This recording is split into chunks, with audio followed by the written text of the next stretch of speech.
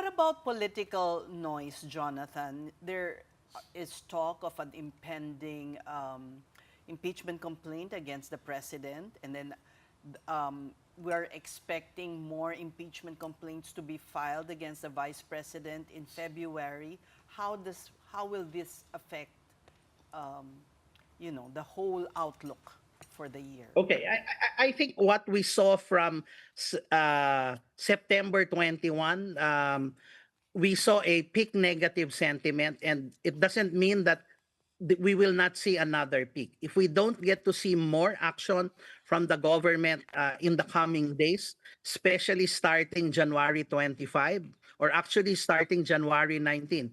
The reason for that, you remember Joseph Estrada from that time until February 26. This is a period where we see a lot of activity and that could lead to a lot of rallies. So especially leading to EDSA one celebration. So a lot of things could happen. But again, the public is still waiting who will be jailed, whose cases will be filed. And this is what's keeping people at bay. But if they don't see anything, and just like the toothache, if the painkillers will wear off, then definitely negative sentiment will rise. That could create another, again, series of wait and see again for investors. So these are things that everyone is monitoring. We're starting to see again all of this noise. So the best way to do is really just wait. And again, whether we look at it from a peso perspective or the equity perspective, everybody's a bit jittery. But I think one thing is for sure, with the government passage of the budget, the key word really is to ensure that the money is not going to go to waste.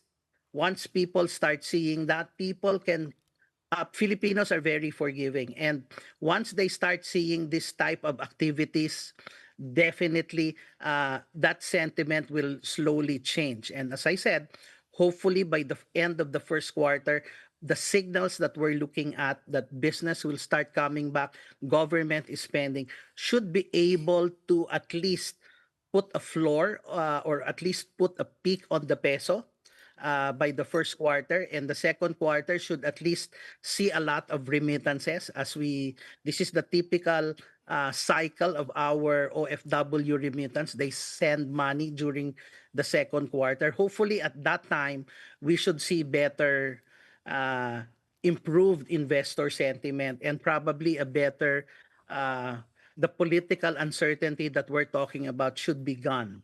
That's a very, I think that's the baseline view. Until such time we don't see any of this, then that's the time we start rethinking of what's next.